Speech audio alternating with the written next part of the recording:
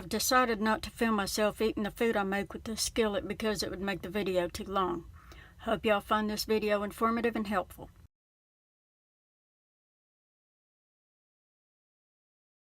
What I'm going to do right now is make a roast beef and cheddar sandwich. Now you can make a grilled cheese sandwich if you can make a meat and cheese sandwich, so I'm going to forgo the classic grilled cheese and just move straight on to a roast beef and cheddar. You could also do a ham and provolone or whatever meat and cheese combo you want to make.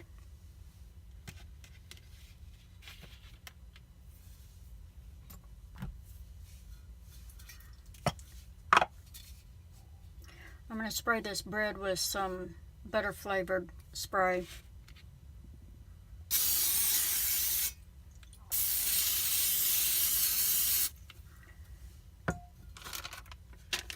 I'm using cheap roast beef here. I ain't trying to impress anybody.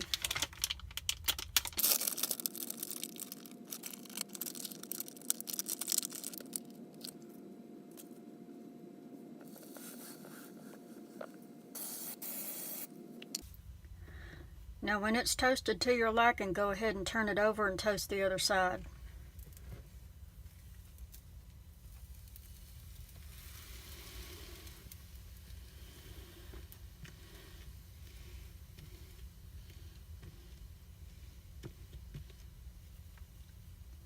I just like to mash my sandwiches. Y'all go ahead and do what you want to.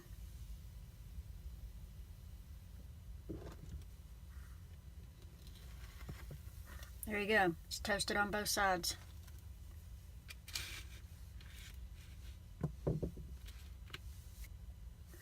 Now I'll cut it open and show y'all what it looks like.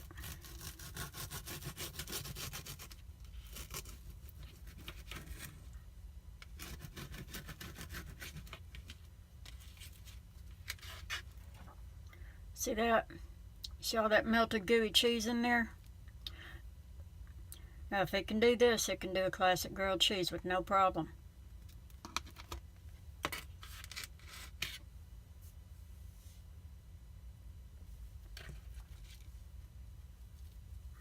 This and here's a ham and provolone.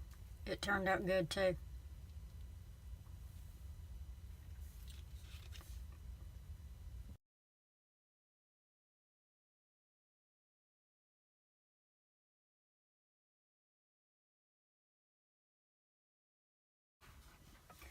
Now the first thing I'm going to do is toast one of these buns, but I'm going to cut it in half first.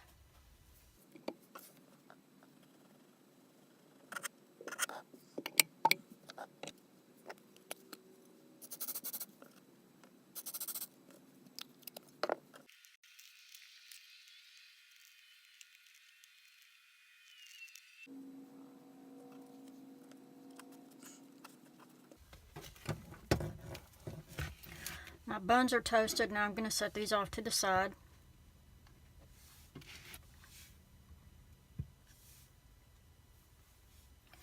I'm going to melt a tablespoon of butter.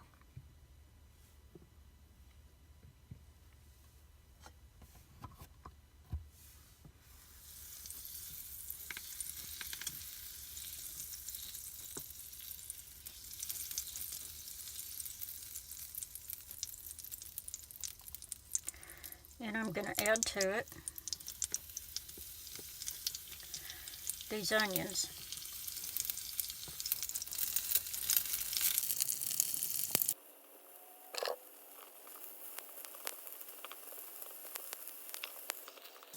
And while my vegetables are cooking, I'm going to cut this steak up. When these onions get soft like this, I'm going to go ahead and take them off.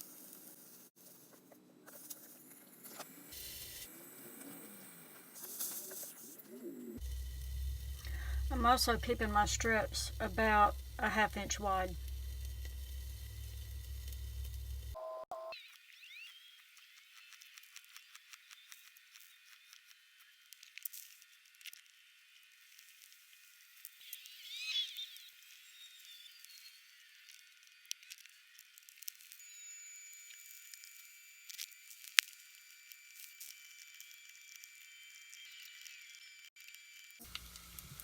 Now it does take a long time to cook these bell peppers, but they're done. They've got a little bit of tooth to them, a little bit of crunch, and that's fine. Now I'm going to cook my steak. And I'm going to put some cooking spray in the pan. It might not need it, but this steak is really lean, so I want to make sure it doesn't stick. And while I've been cooking everything else, the steak has come up to about room temperature, which is perfect.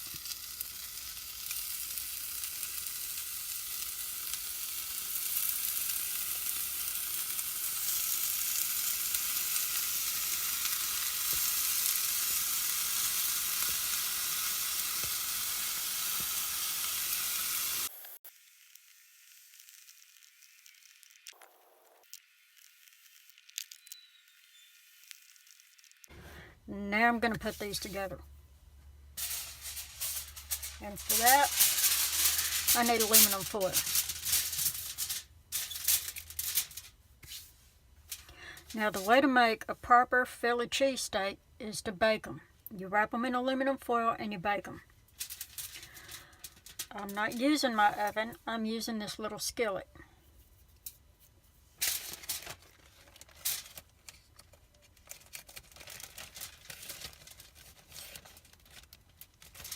And since my bread split on me, I'm going to have to put it together a little bit different.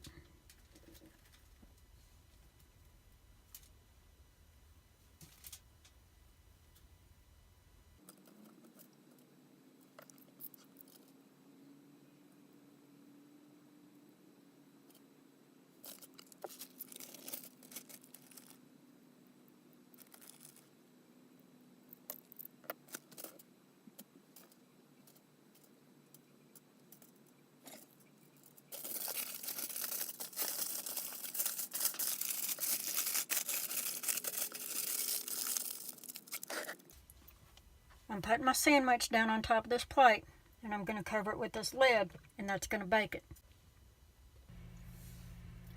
Now it takes these a little bit of time to bake, but I've got one done right here, and I'm going to show you what it looks like.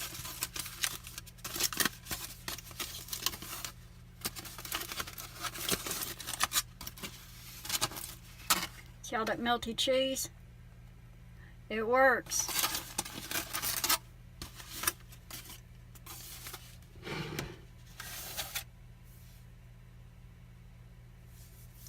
Now, if you can make a Philly cheesesteak, you can also make fajitas. If you can make a grilled cheese, you can make mini quesadillas. You might be able to make a po' boy. You know, who knows? There's actually quite a lot you can do with this little skillet.